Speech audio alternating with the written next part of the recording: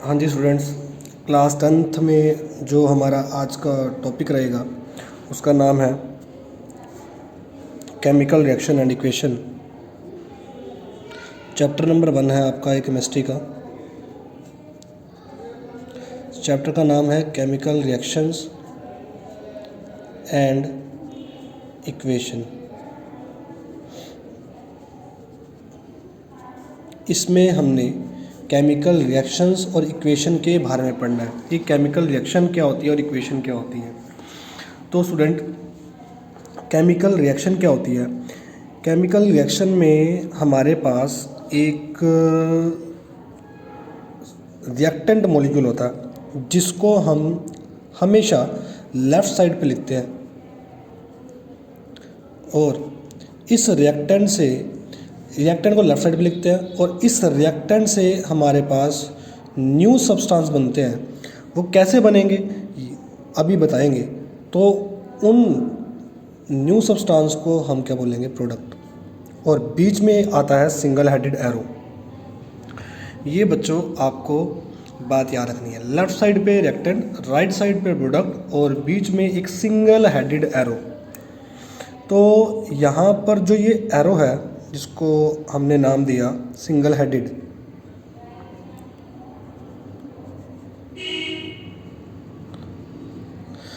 Reaction कुछ इस तरीके से भी हो सकती है कि आपके पास लेफ़्ट साइड पे आपको रिएक्टेंट मिले, रिएक्टेंट एक ना हो, एक से ज़्यादा हो, ठीक है, और एरो इस तरीके का भी बनाया जा सकता है। इसका मतलब क्या होता है कि रिएक्टेंट से ये फॉरवर्ड डायरेक्शन को बताता है कि रिएक्टेंट से प्रोडक्ट बन रहा है, ये वाला एरो बैकवर्ड को बताता है कि प्रोडक्ट से वापस क्या बन रहा है? रिएक्टेंट। तो बच्चों, केमिकल रिएक्शन एंड इक्वेशन में हमने ये तो पढ़ा कि लेफ्ट साइड पे रिएक्टेंट और राइट साइड पे प्रोडक्ट रखा जाता है और एक सिंगल हेडेड एरो होता है। लेकिन हम अब इसको और अच्छे से एग्जांपल देकर समझते हैं। तो एग्जांपल क्या है मेरे पास? एग्जांपल है जैसे कि ये मेरे पास है मैग्नीशियम रिबन को मैंने जलाया, और कोई भी चीज़ जलती किसकी प्रेजेंस में? ऑक्सीजन की प्रेजेंस में। जब इसको जलाया तो बना क्या? मैग्नीशियम ऑक्साइड, MgO, ये फार्मूला बना। तो क्लास 9th में केमिकल फॉर्मूले की फॉर्मेशन करनी सिखाते हैं आप लोगों को। तो मैग्नीशियम ऑक्साइड का फॉर्मूला आपको पता है, MgO होता है। ये वैलेंसी से फॉर्मूले बने हैं। तो यहाँ पर अगर हम देखें तो मैग्नीशियम और ऑक्सीजन ये दोनों रिएक्टेंट है, लेकिन जो ये MgO है ये प्रोडक्ट है। यहाँ पर सिंगल हेडेड एरो है, इसका मतलब रिएक्टेंट से क्या बन रहा है? प्रोडक्ट बन रहा है। तो ये हमारा यहाँ पर टॉपिक है। ये हमने एक रिएक्शन का एग्जांपल देकर इसको समझा। इसी तरह एक दूसरा एग्जांपल देकर भी हम इसको अच्छे से समझ सकते हैं। जैसे कि यहाँ पर ये CH4, इस CH4 को बोलते हैं हम मीथेन। एक कार्बन है, 4 हाइड्रोजन है, और जब CH4 मीथेन ऑक्सीजन की प्रेजेंस में जलती है, जिसे नेचुरल गैस बोलते हैं आप, कंप्रेस्ड नेचुरल गैस, तो क्या रिलीज़ होता है? Carbon dioxide plus water. जब भी कोई ऐसा कंपाउंड जो कार्बन और हाइड्रोजन से मिलकर बना है, जब आप कंप्रेस्ड नेचुरल गैस CNG जो है ये ऑक्सीजन की प्रेजेंस में बर्न होती है तो दो गैसेस रिलीज़ होते हैं, एक है कार्बन डाइऑक्साइड और दूसरा है वाटर वेपर। तो यहाँ पर दो रिएक्टेंट है, एक का नाम है मीथेन या कंप्रेस्ड नेचुरल गैस CNG और ऑक्सीजन, दो प्रोडक्ट है कार्बन डाइऑक्साइड और वाटर। इस चैप्टर में हमने हमारा जो केमिकल रिएक्शंस हैं इसके तो बहुत सारे टाइप्स हैं, वो भी हमने पढ़नी है। तो मेन क्या मकसद है? मेन हमारा काम है बैलेंसिंग करना। किसको बैलेंसिंग करना? केमिकल रिएक्शन को। तो हमने क्या करना है? बैलेंसिंग करनी है किसकी? केमिकल रिएक्शन की। और अगर आपने बैलेंसिंग करनी है केमिकल रिएक्शन की तो आपको पता होना चाहिए बैलेंसिंग कैसे की जाती है, कि जो रिएक्टेंट के एटम है और प्रोडक्ट के जो एटम है वो बैलेंस होने चाहिए। कैसे? जैसे यहाँ पर देखें, मैग्नीशियम एक ही है, यहाँ भी मैग्नीशियम एक है, लेकिन यहाँ पर नंबर ऑफ ऑक्सीजन के एटम कितने हैं? 2 हैं, लेकिन यहाँ पर सिर्फ ऑक्सीजन कितना है? 1 है। तो मुझे इसको बैलेंस करना है। अब आप यहाँ तो इसको मल्टीप्लाई कीजिएगा नहीं, क्योंकि ये तो फॉर्मूला है MgO। बैलेंस करने के लिए हमेशा यहाँ पर एक ऑक्सीजन का एटम है लेकिन यहाँ 2 एटम है, मुझे बैलेंस करना है। और बैलेंस करने के लिए मैं क्या करता हूँ? मैं इसी रिएक्शन को यहाँ पर लिखता हूँ, magnesium plus O2 give rise to MgO। अब यहाँ पर तो ऑक्सीजन के 2 मॉलिक्यूल हैं, 2 एटम है, लेकिन यहाँ पर ऑक्सीजन का सिर्फ एक ही एटम है। मुझे बैलेंस करना है। बैलेंस कैसे करते हैं? अच्छा, सबसे पहले मैग्नीशियम ऑक्साइड का फॉर्मूला कैसे बना होगा? देखिए, ये मैग्नीशियम है और ये ऑक्सीजन है। मैग्नीशियम की वैलेंसी 2 होती है, ऑक्सीजन की वैलेंसी भी कितनी होती है? 2। जब वैलेंसी सेम होती है तो वैलेंसी कैंसिल आउट हो जाती है, तो 2 से 2 कैंसिल होगा, यहाँ भी 1 बचेगा, यहाँ भी 1 बचेगा। 1 की मल्टीप्लाई आप इधर कर दें और 1 की मल्टीप्लाई आप इधर कर दें, तो जो फॉर्मूला बन के आएगा वो क्या बन के आएगा? MgO। इस फॉर्मूले में अब कहीं भी गुंजाइश नहीं है, कहीं चेंज नहीं हो सकता ये फॉर्मूला। तो हमने इसको बैलेंस करना है। यहाँ पर 2 एटम है ऑक्सीजन के, लेकिन यहाँ पर 1 एटम है, तो बैलेंस करने के लिए मल्टीप्लाई हमेशा आगे करते हैं कंपाउंड के।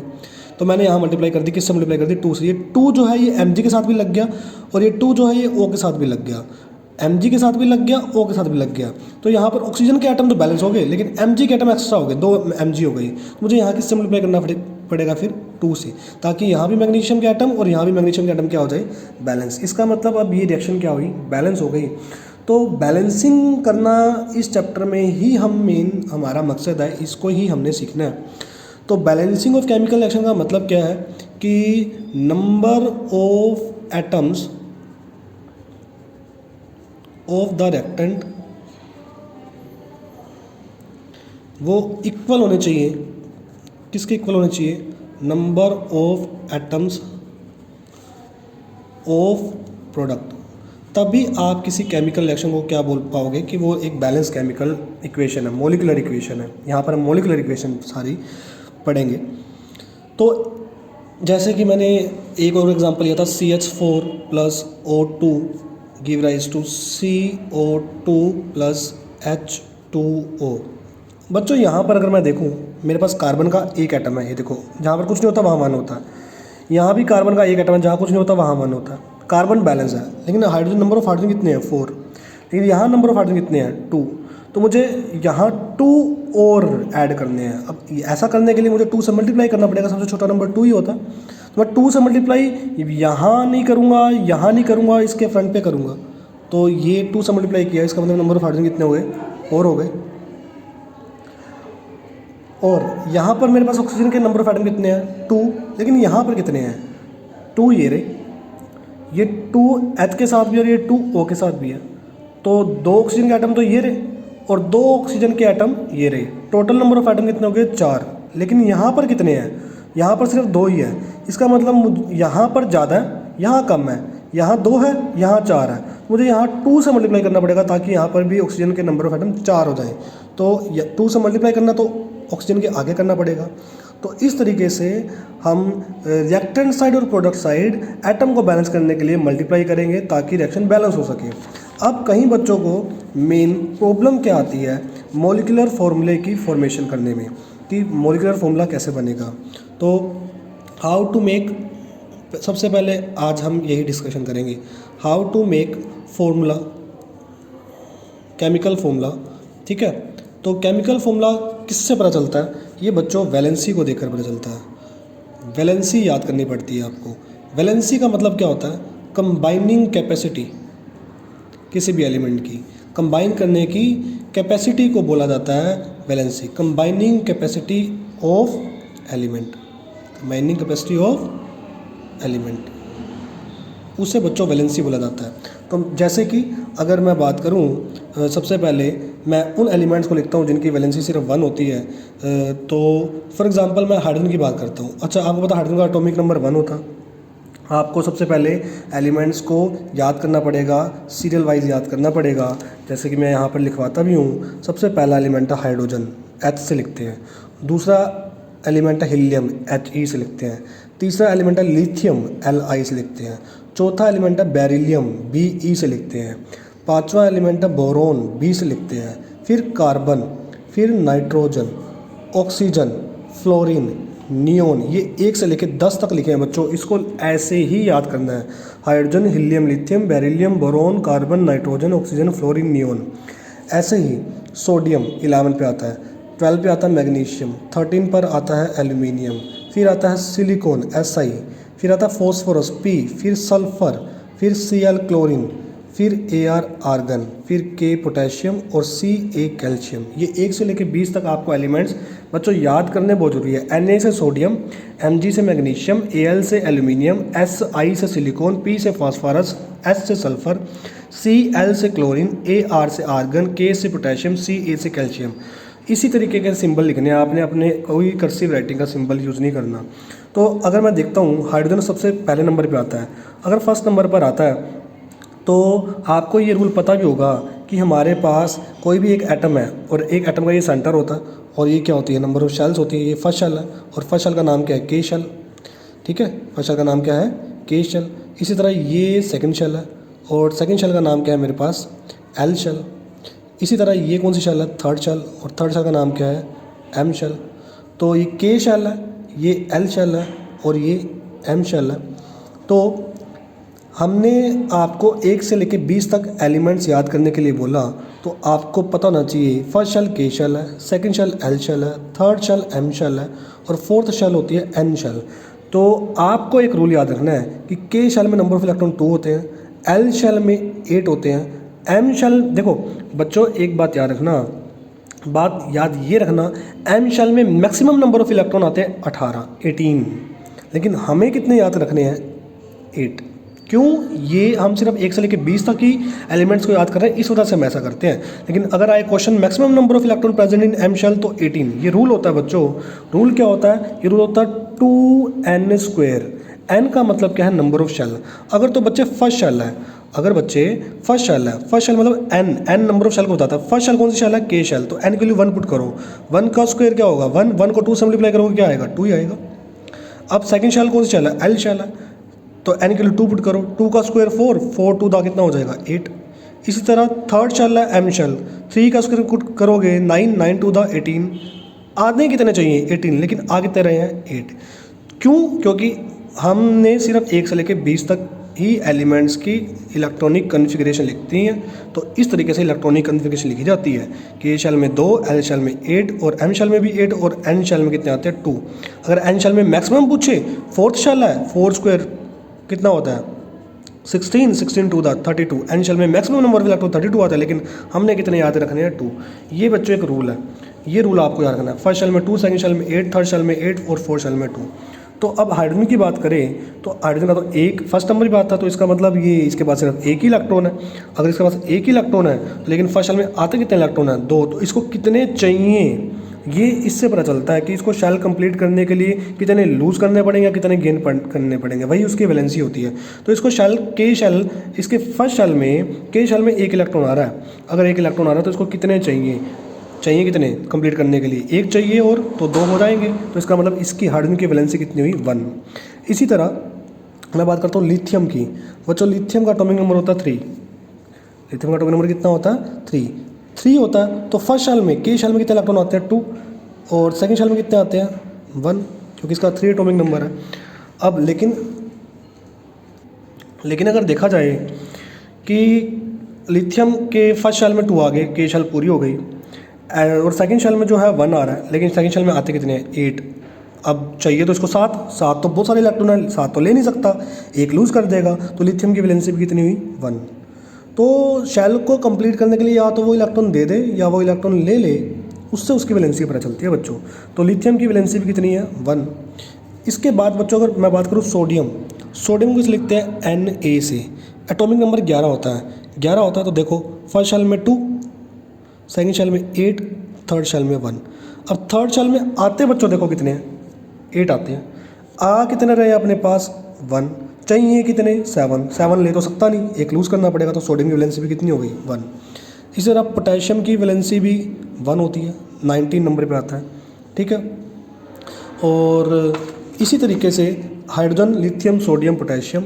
एक बच्चों सिल्वर, Ag को लिखते हैं, Ag से लिखते हैं सिल्वर को, तो आपको याद रखना पड़ेगा। Ag का मतलब क्या है बच्चों, सिल्वर, ठीक है। Ag का मतलब क्या है, सिल्वर, ठीक है। Au गोल्ड, Au का मतलब क्या है, गोल्ड, ठीक है। तो इन सब की वैलेंसी कितनी होती है बच्चों, 1 होती है। ये बच्चों आपको बात याद रखनी पड़ेगी। ये एलिमेंट्स हैं जिनकी वैलेंसी कितनी होती है स्टूडेंट्स, 1 होती है। ये बात आपको याद रखनी पड़ेगी। कुछ आयंस भी बच्चों मैं लिख कर दे रहा हूँ जिनकी वैलेंसी 1 होती है, उसको देखिएगा ज़रा ध्यान से। जैसे कि आयंस कौन कौन से जिनकी वैलेंसी 1 होती है, ये देखना बच्चों। जैसे कि हाइड्रोक्साइड, हाइड्रोक्साइड को किस लिखते हैं, OH से, ठीक है। O ऑक्सीजन और H हाइड्रोजन, किससे, OH का मतलब क्या है, हाइड्रोक्साइड। और इसकी वैलेंसी भी कितनी होती है बच्चों, 1। इसमें -1 चार्ज होता है, -1 चार्ज होता है, या इसकी वैलेंसी कितनी होती है, 1। ये बच्चों आपको याद रखना पड़ेगा। इसी तरीके से NO3, N एक नाइट्रोजन और 3 ऑक्सीजन, इसे बोलते क्या है, नाइट्रेट। ये भी एक आयन है, इस पर चार्ज तो -1 होता है और इसकी वैलेंसी भी 1 ही होती है, जितना चार्ज है उतनी ही वैलेंसी है। तो हाइड्रोक्साइड और नाइट्रेट, ये बच्चों इनकी वैलेंसी कितनी होती है, इनकी वैलेंसी बच्चों 1 होती है। अब हम वो एलिमेंट्स पढ़ेंगे जिनकी वैलेंसी 2 होती है बच्चों। तो बेरिलियम, मैग्नीशियम, कैल्शियम, ठीक है, बेरिलियम, मैग्नीशियम, कैल्शियम और बैरियम। Ba से बच्चों क्या होता है, बैरियम। ये बच्चों याद रखना पड़ेगा, ये Ba नया एलिमेंट है, बैरियम। अच्छा, अगर मैं किसी की भी बात करूँ, चलो मैं मैग्नीशियम की बात करता हूँ। फर्स्ट शेल 12 एटॉमिक नंबर है, फर्स्ट शेल में 2, सेकंड शेल में 8, 2 और 8 10 हो गए, थर्ड शेल में कितने आएंगे, 2। अच्छा, इसको थर्ड शेल कंप्लीट करने के लिए 6 इलेक्ट्रॉन चाहिए, 6 तो बहुत ज़्यादा है, 6 ले नहीं सकता, तो 2 लूज़ कर देगा, तो इसकी वैलेंसी कितनी हुई, 2। इस तरीके से बच्चों वैलेंसी पता चलती है, सबकी वैलेंसी 2 है, ठीक है।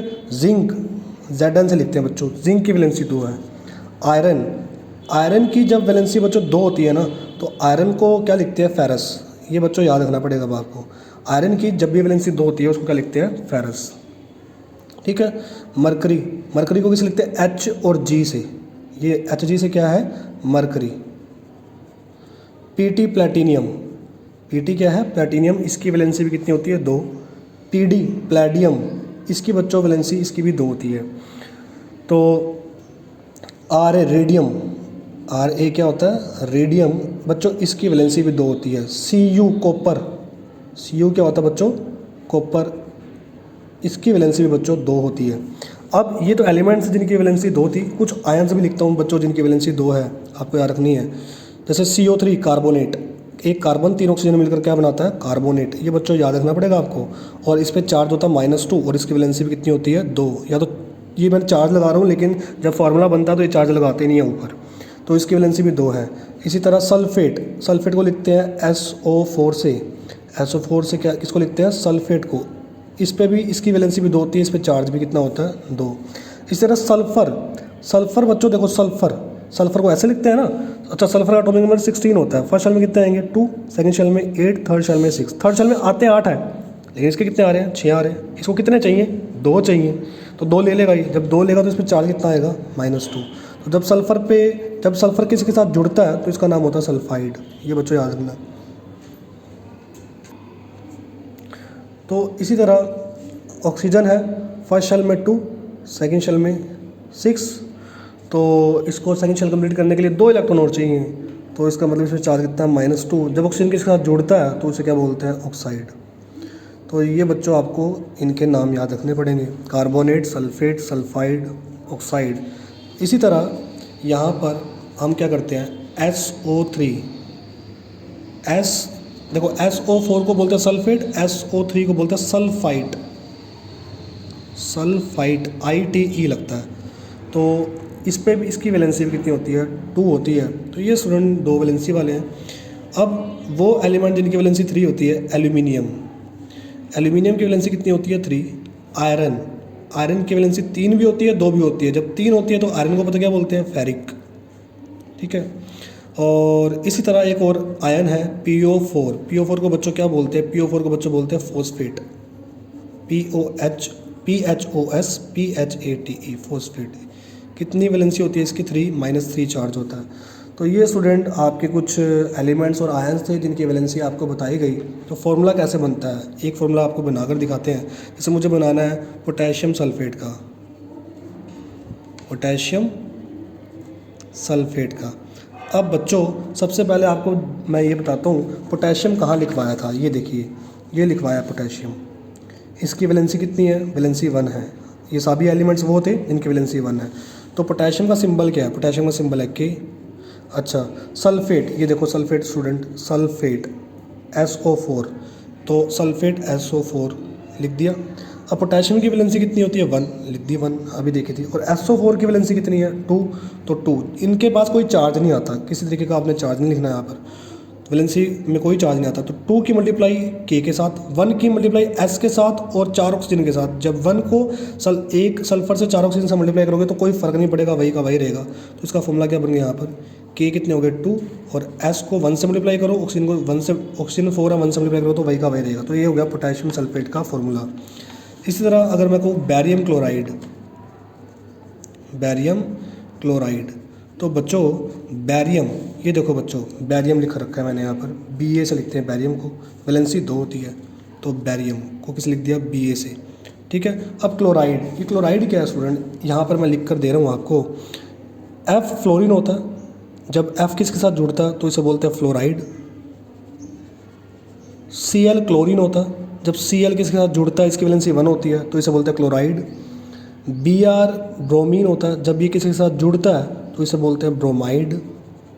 और I आयोडीन होता है, फ्लोरीन क्लोरीन ब्रोमीन आयोडीन, लेकिन जब ये जुड़ते हैं तो इनके नाम के पीछे IDE आता है, fluoride chloride bromide and iodide. तो अब क्लोराइड को किस लिखते हैं बच्चों, Cl से क्लोरीन होता है, और जब Cl के साथ जुड़ता है तो क्लोराइड लिखा जाता है। तो बैरियम की वैलेंसी 2 है लेकिन क्लोरीन की वैलेंसी 1 है, तो 1 की मल्टीप्लाई इधर की जाए और 2 की मल्टीप्लाई इधर की जाए तो क्या बनेगा, BaCl2। तो ये बैरियम क्लोराइड का फॉर्मूला रहेगा। इसी तरह अगर हम एक और फॉर्मूला बनाने की कोशिश करें, जैसे कि जिंक क्लोराइड, तो जिंक को किस लिखते हैं बच्चों, Zn से, क्लोराइड को Cl से। जिंक की वैलेंसी 2 होती है, क्लोराइड की 1 की मल्टीप्लाई इधर करें 2 की मल्टीप्लाई इधर करें तो फॉर्मूला क्या बनेगा, ZnCl2। ठीक है, इसी तरह lead nitrate, lead nitrate, lead को कैसे लिखते हैं, Pb से, अभी बताया था, ये देखिए मैंने लेड का सिंबल बताया नहीं तो याद रखना Pb क्या होता है, लेड। ठीक है, इसकी वैलेंसी 2 होती है, तो लेड की वैलेंसी 2। नाइट्रेट आपको बताया गया है, नाइट्रेट देखिए यहाँ पर सबसे ऊपर लिखा हुआ है NO3, इसकी वैलेंसी 1 होती है। 1 वाले मैंने पहले लिख दिए थे, 2 वाले बाद में लिखे ये स्टार डाल के, और 3 वाले ये लिखे हुए हैं, 3 है 3 वाले बस। तो नाइट्रेट को किस लिखते हैं, NO3, इसकी वैलेंसी 1 होती है। 1 की मल्टीप्लाई Pb के साथ, 2 की मल्टीप्लाई NO3 के साथ, तो जो फॉर्मूला बन के आएगा वो आएगा PbNO3 होल ट्वाइस। ये फॉर्मूले इसलिए बनाने आपको सिखाए जा रहे हैं ताकि जब मैं बैलेंसिंग कराऊँ तो उसमें आपको प्रॉब्लम ना आए। नेक्स्ट और एक दो फॉर्मूले की बात करते हैं हम, जैसे कॉपर सल्फेट। बच्चों कॉपर का सिंबल क्या होता है, Cu, सल्फेट को SO4 से लिखते हैं। कॉपर की वैलेंसी कितनी होती है, 1, सल्फेट की वैलेंसी कितनी होती है, 2, तो 1 भी होती है 2 भी होती है कॉपर की, तो मेनली 2 यूज़ करते हैं, 1 की जाती है। तो फॉर्मूला क्या बन, 2 होती है कॉपर की वैलेंसी, तो 2 से 2 क्या हो गया, कैंसिल, तो क्या बन गया, CuSO4। जब सेम होता है तो कैंसिल हो जाएगा, तो फॉर्मूला क्या बन जाएगा, CuSO4।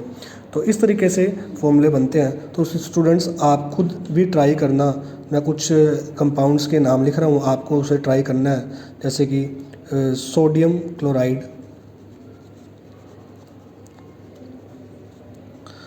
Sodium nitrate,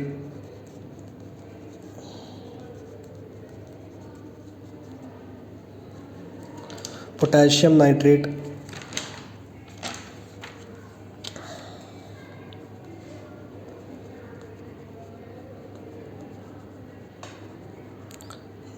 zinc sulphide,